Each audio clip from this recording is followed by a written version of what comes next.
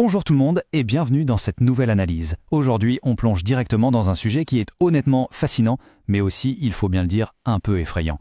C'est l'histoire d'un véritable cyberbraquage. On confie tous aveuglément notre vie entière à nos ordinateurs portables, pas vrai? On est intimement persuadé qu'un simple mot de passe et le chiffrement par défaut de la machine suffisent à créer une forteresse impénétrable. Mais, comme on va le voir, cette fameuse sécurité du quotidien, eh bien ce n'est peut-être qu'une magnifique illusion, littéralement prête à voler en éclats. Ce qui nous amène à une question fondamentale. Est-ce que le chiffrement complet de disques garde réellement nos données en sécurité ? Pendant des années, l'industrie a accordé une confiance quasi absolue à des logiciels propriétaires très répandus. C'était un peu la norme inviolable. Sauf que voilà, de très récentes et sévères vulnérabilités ont été découvertes au cœur même de Windows BitLocker. Et ça vient sérieusement ébranler nos certitudes et remettre en cause absolument tout ce qu'on croyait savoir sur la protection de nos fichiers. Alors, pour comprendre comment on en est arrivé là, passons à notre première partie, le décryptage des primo-bugs. Il faut savoir qu'il existe un écosystème entier qui est complètement caché du grand public dans le monde de la cybersécurité. En temps normal, quand un chercheur indépendant découvre une faille grave, il ne la balance pas sur Internet. Non, il contacte discrètement l'entreprise concernée. C'est un système assez fragile qui repose presque à 100% sur un code d'honneur. C'est ce qu'on appelle la divulgation responsable. Et pour maintenir ce système en place, l'enjeu financier est colossal. Par exemple, Microsoft Security Response Center n'hésite pas à verser des sommes astronomiques pour encourager cette discrétion. Pour des failles critiques sur leurs infrastructures cloud Azure, la récompense peut carrément grimper jusqu'à 60 000 $. C'est une incitation massive pour que les experts jouent le jeu et aident les géants de la tech à corriger leurs produits en silence. Mais voilà, la machine s'enraye complètement quand ce fameux système de confiance s'effondre. Et c'est exactement là qu'entre en scène un chercheur en sécurité connu sous le pseudo de Chaotic Eclipse.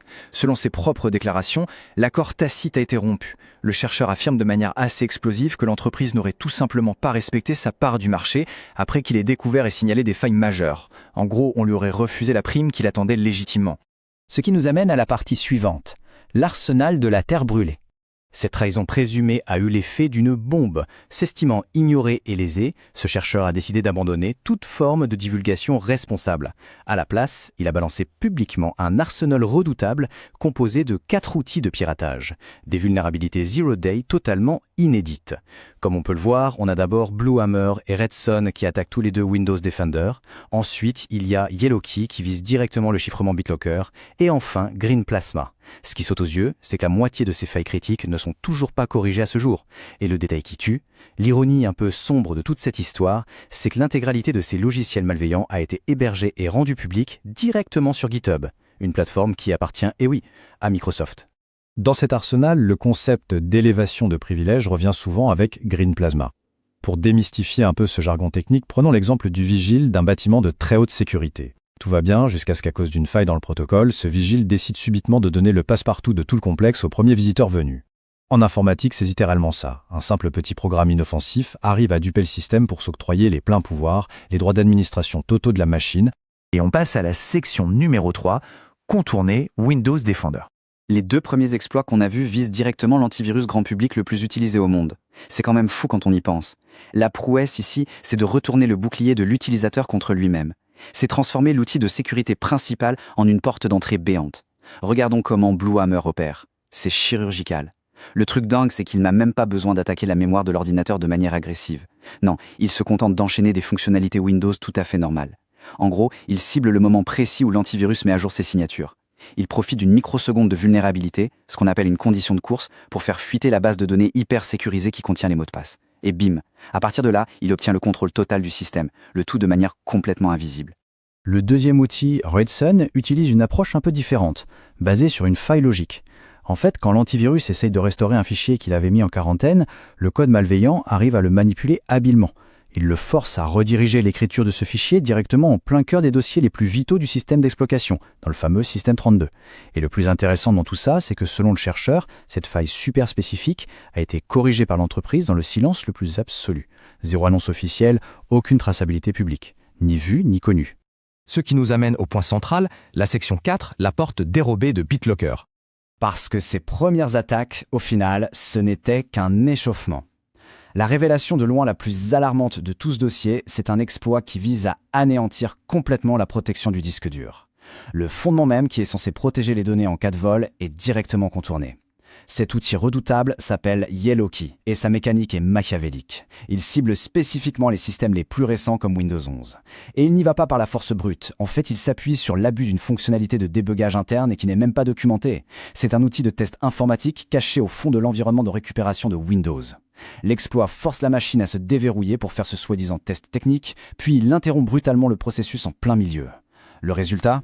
Le disque dur reste grand ouvert, complètement accessible, sans jamais avoir besoin d'entrer le moindre mot de passe.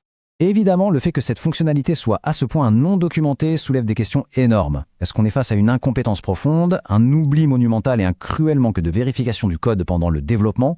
Ou alors est-ce que c'est véritablement une porte dérobée intentionnelle, une fameuse backdoor laissée là bien discrètement pour faciliter l'accès aux données par de puissantes agences de renseignement à 3 lettres ? Le mystère reste entier et on va se le dire, le débat au sein de la communauté est très loin d'être tranché. Bon, il y a quand même une limitation majeure et un peu rassurante concernant YellowKey. Pour que cette attaque fonctionne, il faut impérativement avoir un accès physique direct à la machine. On ne peut pas la lancer à distance via Internet.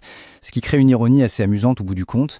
Nos ordinateurs portables restent totalement à l'abri de cette vulnérabilité ultra critique, à la seule et unique condition qu'ils ne quittent absolument jamais la maison. Passons à l'avant-dernière partie, la section 5, logiciel propriétaire contre open source. Toute cette affaire, ça va bien au-delà de la simple anecdote technique. Ça remet carrément en cause tout un modèle de conception logicielle. D'un côté de la balance, on a les logiciels propriétaires, comme BitLocker. Le code est secret, fermé, et la confiance repose uniquement sur la bonne parole de l'entreprise. De l'autre côté, on a les solutions open source où le code est totalement transparent, ouvert et vérifiable par n'importe qui dans le monde. La question posée par cette fuite est très claire. Est-ce qu'un système opaque et fermé est fondamentalement moins digne de confiance pour des missions hyper critiques comparé à un système ouvert à l'examen public mondial ? Et attention, ce débat, ce n'est plus du tout de la théorie. Le danger est là, tout de suite. Des sociétés spécialisées en cybersécurité comme Huntress tirent sérieusement la sonnette d'alarme. Ces fameux outils de piratage, notamment Green Plasma et YellowKey, qui ne sont toujours pas corrigés, eh bien ils ne prennent pas la poussière sur une page web. À l'heure actuelle, ils sont déployés et activement utilisés par des acteurs malveillants un peu partout. Le code destructeur est littéralement dans la nature, totalement hors de contrôle. Ce qui nous amène à la vraie conclusion de toute cette histoire complexe. Au fond, c'est un problème profondément humain. Quand ce pacte implicite est brisé, quand la confiance s'évapore entre les titans de l'industrie et la communauté silencieuse des chercheurs, c'est le chaos qui s'installe. Et au final, face à ces vulnérabilités critiques qui se retrouvent en libre service sur Internet, qui paye les pots cassés ? Eh bien, ce sont les simples utilisateurs.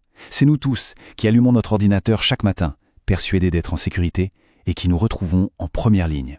Voilà vraiment de quoi nourrir une profonde réflexion sur la vraie robustesse de notre monde numérique. Merci à tous d'avoir suivi cette analyse.